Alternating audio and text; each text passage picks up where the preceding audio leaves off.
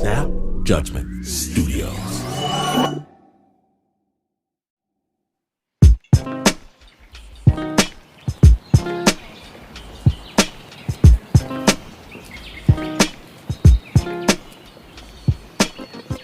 Okay, so Sunday morning, I'm minding my own business, walking down the street, passed by a group of fellas.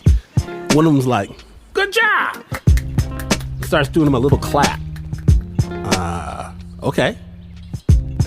But another one says, "One step at a time. That's the only way to beat it." Huh? Never give up. Today's the first day of the rest of your life. What? Now, I don't know what it is about my appearance. The sweats, the huffing and puffing. Okay. Maybe I put on a few pandemic pounds. Don't hate. But for some reason, they see me as someone new to exercise. Like I'm beginning a brand new life, turning over a new leaf or something. And instead of laughing and calling me names, they're gonna cheer me on my new path. Fruits and vegetables, that's the only way. Drink you some water. Because whatever it is they're seeing, it can't be possibly further away from my own truth. Because not only do I look good to me, I'm not exercising. In fact, I'm headed toward the donut shop. You see, no one knows our truth. No one understands our inner lives. So today on Snap Judgment, we proudly present The Birth Dream. I'm going to pull back the curtain just a little bit. My name is Glenn Washington, and I refuse to be defined by random people in the park when you're listening to Snap Judgment.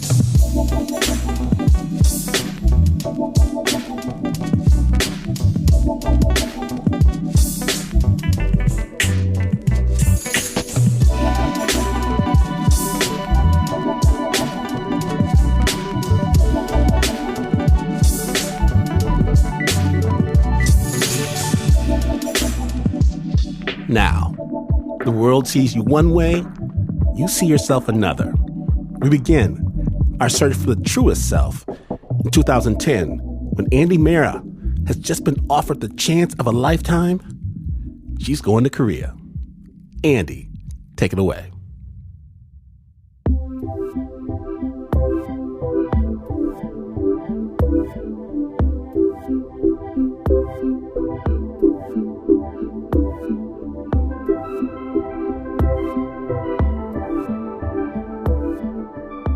I was working at a progressive Korean community organization here in New York.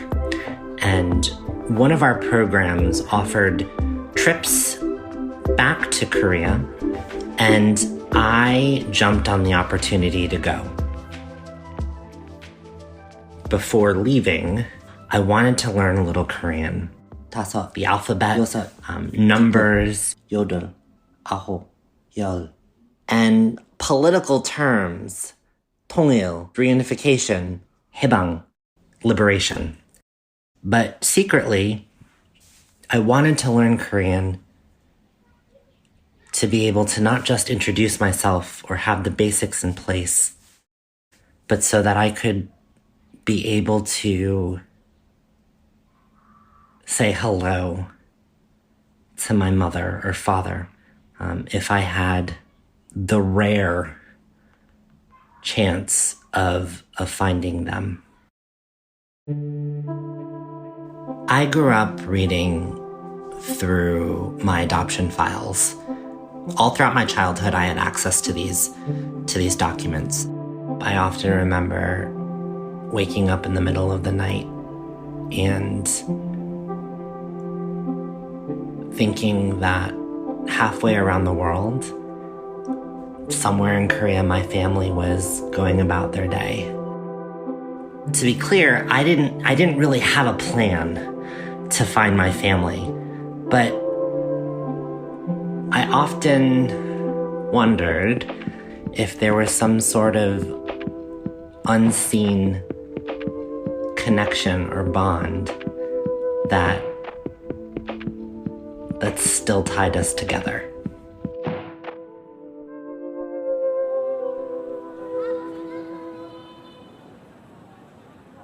I was very eager to get off the plane. I was very jet-lagged. My legs were killing me. And I remember going through customs and collecting my suitcase and being immediately struck by the sounds in the airport. Everyone was going about their business, heading to their gates, heading to baggage claim, and all of it was in Korean. I also realized that mostly everyone looked like me. It was a jarring experience, even for someone like myself who lives in New York City, and there is a prominent and visible Korean American community. I was just struck that I blended in and that I wasn't the other.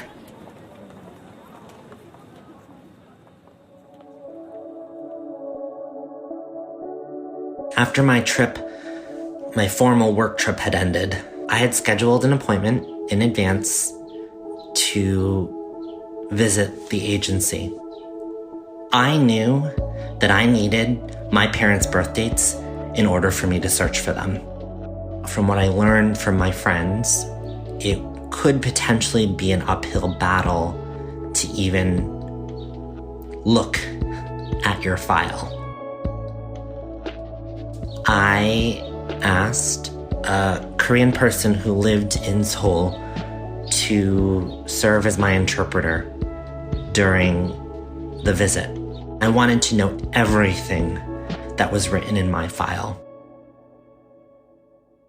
Walking into their offices, I saw these women come in and out of the building with babies. And my heart stopped. And I remember just my emotions being a big ball, a big tight ball in my chest. I was led into this small white room with no windows and bright fluorescent lights and a metal table with chairs on each side for folks to sit in and a box of tissues on the side of the table. When my file was shared with me, there was some information that was blanked over by Post-it notes because it contained sensitive information about my parents, so their social security numbers, for instance. I learned that I had an older sister that I never knew of. I grew up for some reason believing that I was the only child, or that I may have been the oldest child, which led to me being put up for adoption. And I never fathomed having another sibling alive. My head was just spinning. Through my interpreter, I asked for my parents' birth dates. And the social worker asked me why. And I said, Saju, fortune-telling or divination. And in order for you to receive your fortune, you need birth dates. You need your own birth dates, but you also need your parents' birth dates as well too. The woman for a minute studied me and she said, okay, makes sense. Let me just run this by my superiors.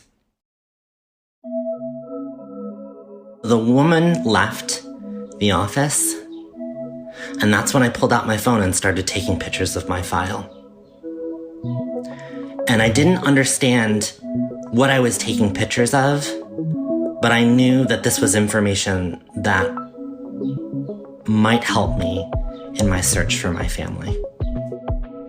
And so I left that adoption agency with my parents' birth dates and photos of information about my parents. I was scared.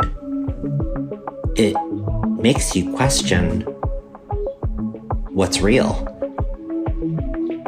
I was the closest I had ever been to being able to find my family. And to be in such a position after years of wondering, questions and doubts and fears.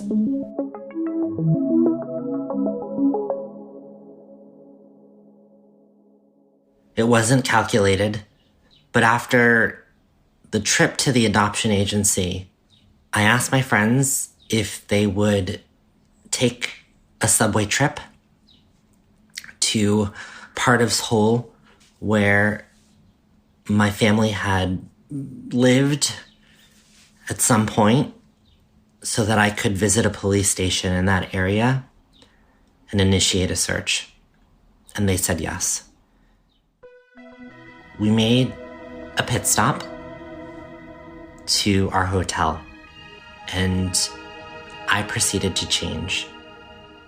Put away my skirt, put away my earrings and my necklaces, not wear makeup, and pull back my hair into a ponytail.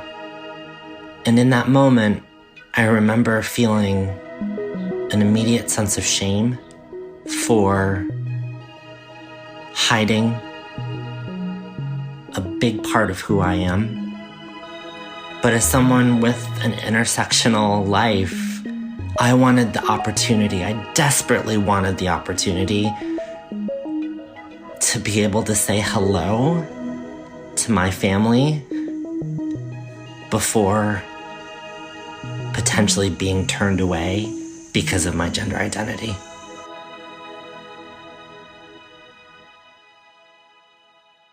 One of the first thoughts I had in coming out as trans was how it might impact my ability to search for my family. I was aware of the climate in Korea. Many folks think of trans people as our identity as being a disability, or in some instances, being a sin. I delayed my medical transition. That meant a delay in being able to take hormones, as well as transition-related surgery. I'm not sure if it was the right or wrong decision or choice, but it was one that I thought was important for my family. I left our hotel looking very different than I normally presented. We headed to the police station. We arrived, and I remember sitting in this booth with a police officer on the other side of me. And with my friends interpreting, I asked to initiate a search. And they said, here's a piece of paper, a form to complete. The search is going to take a month. Time was not on my side. I remember blurting out, is there any chance the search could be expedited? I leave for the States tomorrow. And the police officer said, no, this is the process. Here's the form. Give us your phone number and we'll call you. Have a nice day.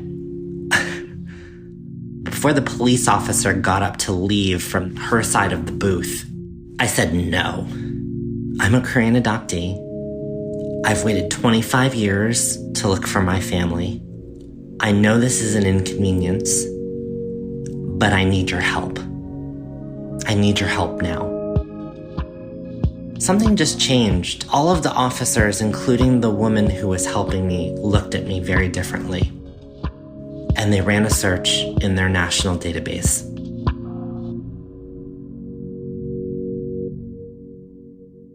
In that booth, I learned that my father had passed away in 1994. I was in 4th or 3rd grade when my father had died, and I had lived all of those years thinking that he was alive, that I would have the chance to meet him, and he was gone.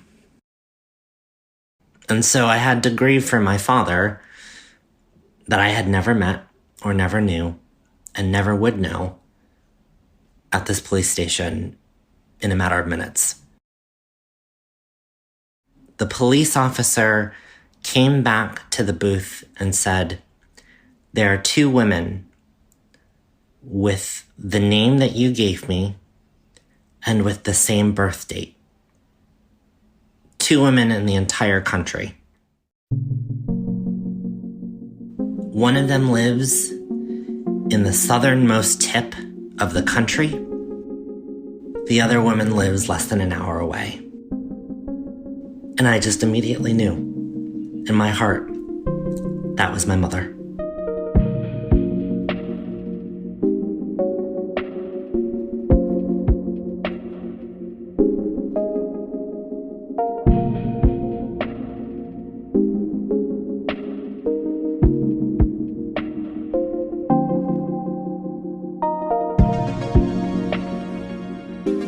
Don't go anywhere, snappers. When we return, Andy finds out whether her intuition is right.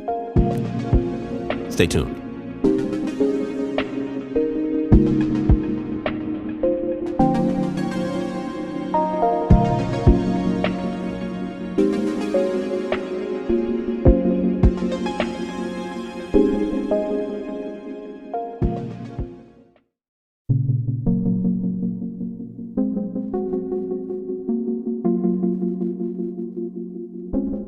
Welcome back to Snap Judgment, the birth dream episode. When last we left Andy, she just convinced the Korean police to run a national search for the mother she never knew. And that search has just revealed two potential matches. Snap Judgment. And less than an hour later, the police officer approached us in the waiting area and said, "We found your mother. And she will be on her way to the police station in an hour." Relief, fear, anxiety, excitement. I was relieved that I was able to find my family. I was fearful of somehow messing up my first meeting with my mother.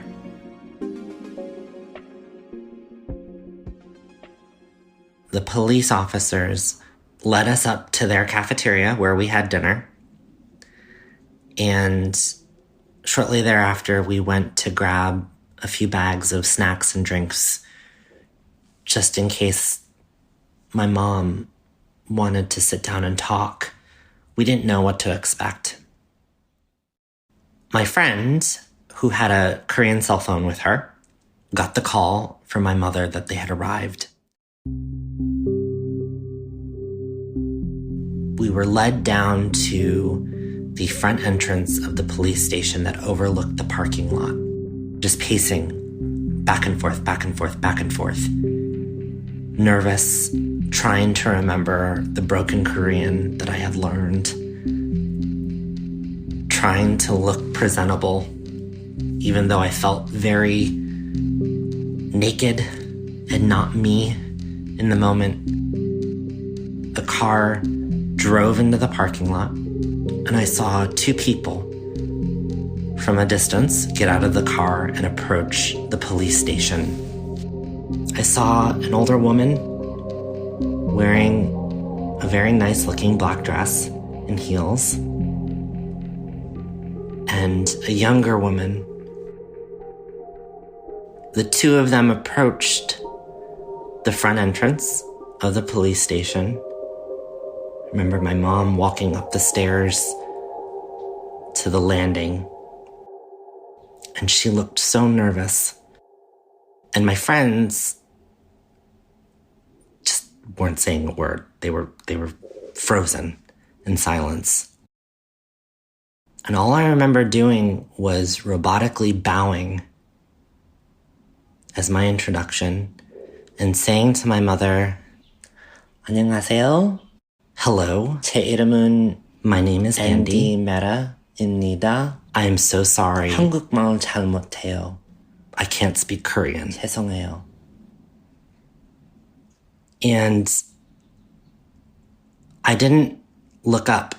I was stuck midway in the bow. These just hot tears flood my face and drop down onto the ground. My mom grabbed my hand, and I looked up, and she just let out this profound wail, like this visceral, guttural wail. She hugged me. She embraced me and wouldn't let me go. And I later learned what she said, "My baby has come home." We proceeded to go back to my hotel room. My friends stalled for time with my mom and my older sister in the hotel lobby just so that I could go up to my room, clean it, and make sure that there was no evidence of me being a woman for them to see when we brought them up to my room.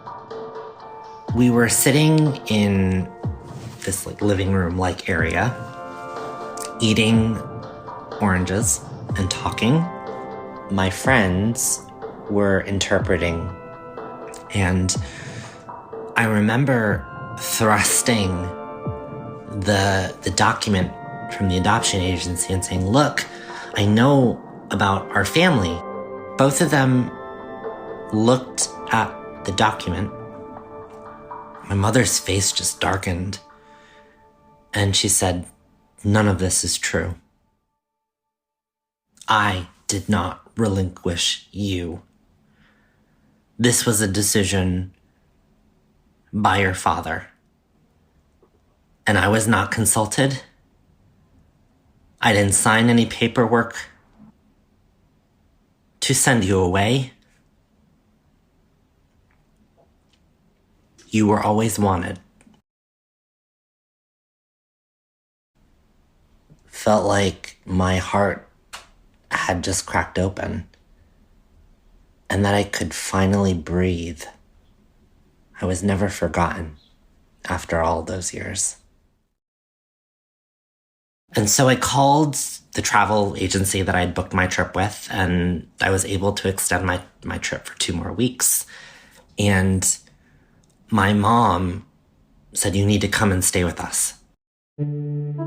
She lived in a modest 2-bedroom home, and it was a basement apartment. She presented me with breakfast.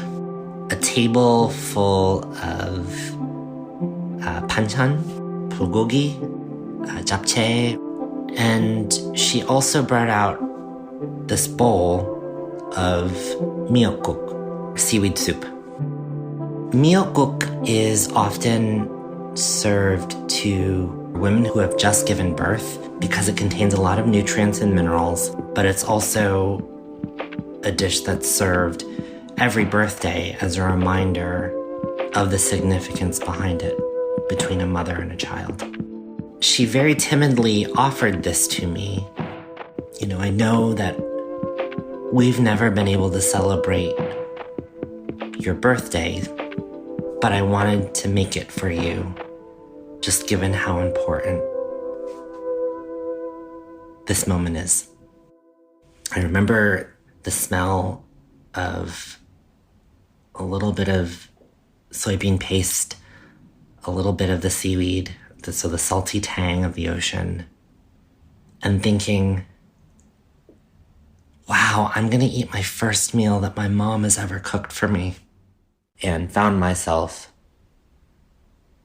crying and also stuffing my face full of food. In the 2 weeks that I was with my mom, she would, on cue, make me breakfast. This big breakfast every morning, sitting at the table for me. And when we would travel, she would hold my hand. There were a couple of instances where I tried to pay for meals when we would eat out. My mom would tackle me with the strength of a football player and make sure that she always paid. I still had my hair pulled back. I still was wearing jeans and short sleeve t-shirts. My luggage was still back at my hotel that had all of my clothes and accessories and makeup. And it was almost as if my transness, my true self, was left back at the hotel in Seoul. There were a couple of instances where I thought I would come out, but I always batted it away. My mom in Korea is also very active in her church, and so I was still fearful of the prospect of coming out. I didn't want to ruin this magical moment.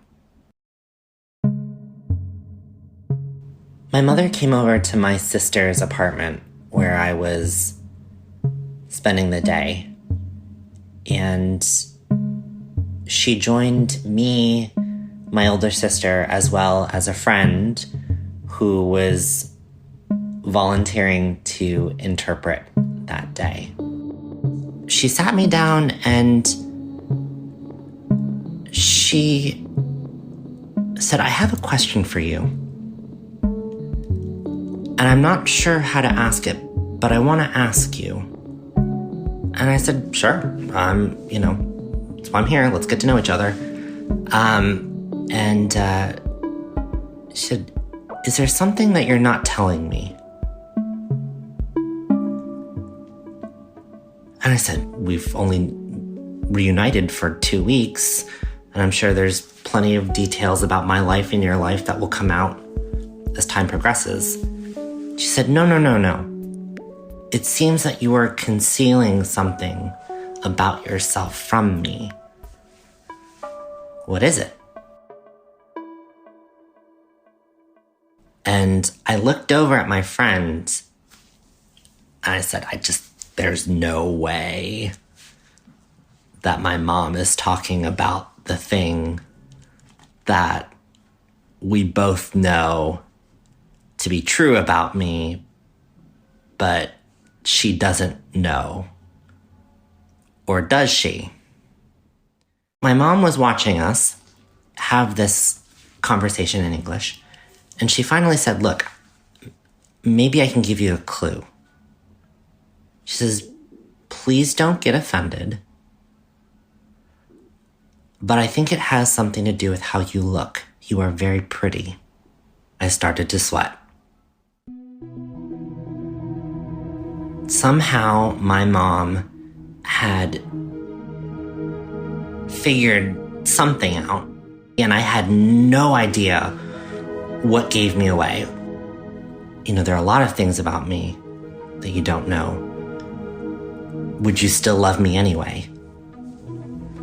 She said, "What do you mean?" And I said, "Well, let's say, for instance, like you found out that I murdered someone. Would you still love me?" And perhaps that wasn't the best example to give, but I was completely caught off guard.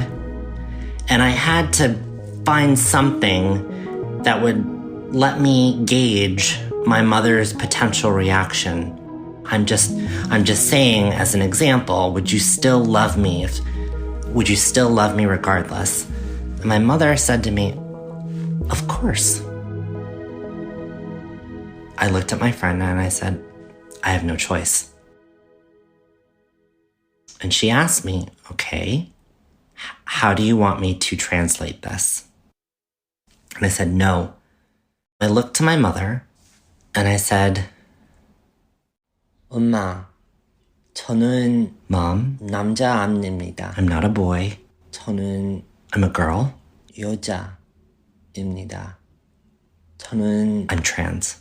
트랜스젠더입니다. And almost immediately after the words came out of my mouth, my body went limp. And I couldn't look at my mother. My face got so hot and red. I just started to cry profusely. I was just so scared, thinking that, well, at least I had a couple of weeks with my mother and my family, but it's time to pack up and leave. Very gently, she reached over and she held my hand. She looked at me and said, "Mommy knew." There was no disgust or disdain or anger. She was very calm. And as I was wiping away the tears on my face, I just sputtered out, "How did you know?" And she responded, "Birth dream." So many Korean women reportedly have these dreams as they are pregnant, dreams that reveal the gender of their children. My mother followed up by saying, "I had birth dreams for your older sister, your younger brother, and your youngest sister, but I never had a birth dream for you. Your gender was always a mystery to me, and now I know why." And as my friend was just translating this, I just was just sitting there dumbstruck. My mom said to me, "I thought I had a son, but I have a daughter instead. And that's okay. You're precious, and I love you."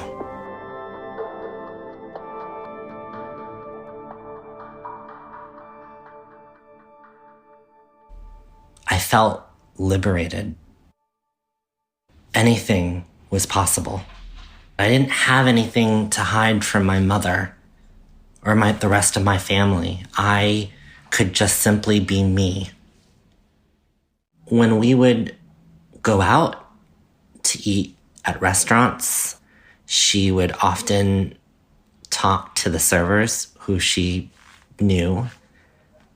And there was one instance when my friend that was also still with me nudged me and said, "Your mom is talking about you to the server."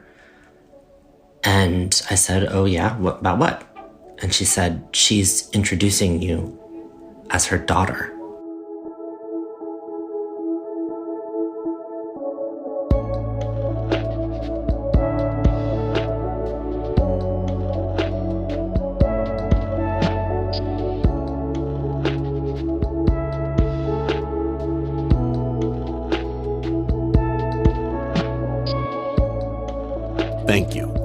Thank you. Andy Marra, for sharing your story with us. Andy still lives in New York, where she's the executive director of the Transgender Legal Defense and Education Fund. And Andy and her family in Korea, they are tighter than ever. To find out more about her work, check out our website, snapjudgment.org. The original score for that story was by Renzo Gorrio. It was produced by Regina Bediako.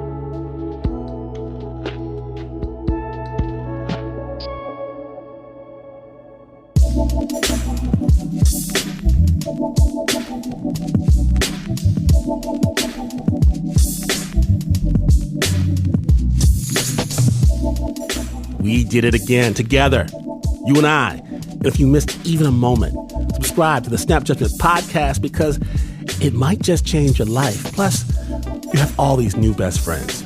And we want to hear from you. Let us know what you think. Follow Snap on Twitter, Facebook, Instagram. In fact, let me pull up a review from the Apple Podcast app. It says right here, and I quote, "The host is intolerable. His way of speaking is very annoying to me." Uh-oh. Well, if you do like the show, leave us a review. If you don't like the show, remember, my name is Joe Rogan. You can show the world your Snap by sporting the latest in Snap Judgment t-shirts and pins. It's all available at snapjudgment.org. Snap is brought to you by the team that knows the difference between Star Wars and Star Trek. Except for the Uber producer, Mr. Mark Ristich, it's all Simpsons to him. Nancy Lopez, Pat Mesiti-Miller, Anna Sussman, Renzo Gorrio, John Facile, Shayna Shealy, Teo Ducot, Flo Wiley, Bo Walsh, Marissa Dodge, and Regina Bediako. And this is This is not the news. No way this is the news. In fact, you have a glorious dream of pancakes and swimming through rivers of butter and syrup.